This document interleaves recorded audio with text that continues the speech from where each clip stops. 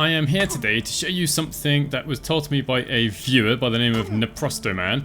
They've written about this on the Larian forums also, and it involves using a Tiger Barbarian and a certain mace called Loviatar's Scourge, which Abdirak holds. So we're going to have to take care of Abdirak, or disarm him, one or the other.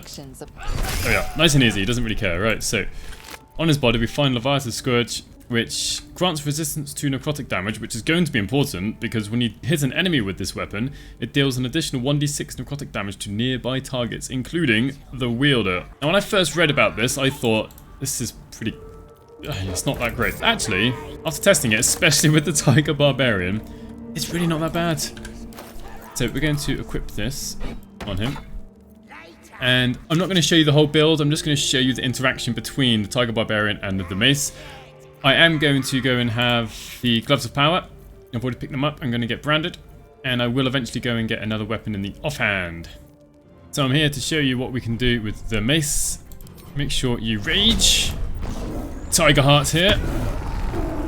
And then we get Tiger's Bloodlust. And I'm just going to have to move. I'm going to take an opportunity attack against me, whatever. I'll survive. Then, here we go. Tiger's Bloodlust. Missed them both. Oh dear. Right, I'll have to wait until next round then, I guess.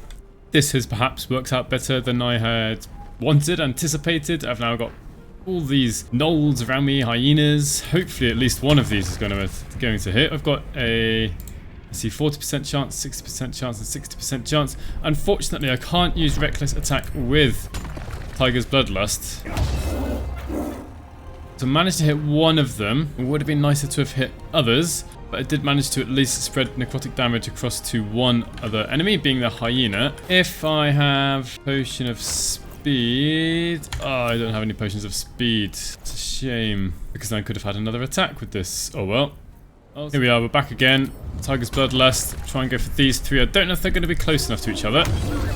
Oh, there we are. When we hit enough of them, we actually get to spread out the necrotic damage quite a lot there. So we did what, 1, 2, 3, 4, 5, 6 lots of d6, 66 necrotic damage spread across different and same enemies. It's not across everybody, which is really quite nice. I'm going to use my offhand attack. One reason I'm here is to come and pick up this Shattered Flail, because the person who pointed this out to me did ask me if I get a chance to go and do this. I did have the Ritual Dagger on, you see. I do think we won't be able to... oh, right, there's a Shattered Flail. They were asking if we have it, the Shattered Flail in our offhand, does it work with the Tiger's Bloodlust? My guess is no, because the dagger wasn't working, but I've only just picked up the flail, so I am going to go and test that out next. So I've just started a fight in the Goblin camp. I've not taken any damage. I did have false life, but those temporary hit points are gone. I'm going to start with a rage as needed. Now I've put 3 goblins to sleep here, which should make things a bit easier. But unfortunately, one thing I do kind of still dislike about Tiger's Bloodlust is the area of effect is still quite small. I do get we're a melee class and all, but still I would like it just to be a bit larger. Alright, we're going to go for maybe not both sleeping enemies. We'll go this way. So we got a critical hit. We took 1 damage, that's fine, that's part of the mace. The critical hit didn't seem to do any extra damage with the Willing Whip, which is a tiny bit sad. And also the Shattered Flail didn't heal me at all, didn't even try to heal me. So I'd say it's whatever's in the offhand doesn't work. What I'll try and do, if my next turn, is to switch over the weapons and see if we can heal ourselves for more than 1d6 with the Shattered Flail. Alright, it's 2 turns later, I've switched over the weapons. As we can see, we have the Shattered Flail in the main hand. I'll try and hit both of these. I can't prove from that single hit that the Shattered Flail would work with both attacks, but I imagine it would have done.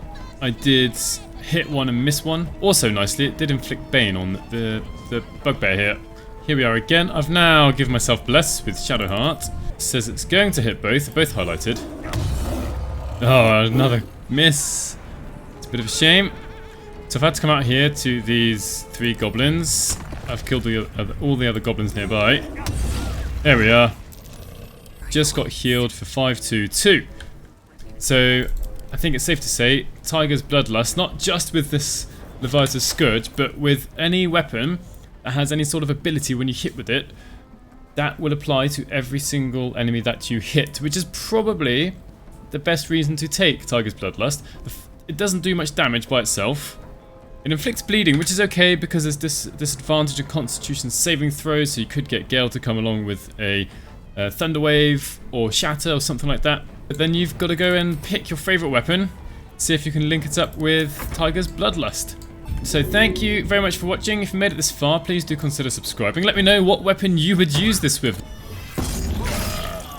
Right, and hopefully I'll see you in the next one. Do that instead.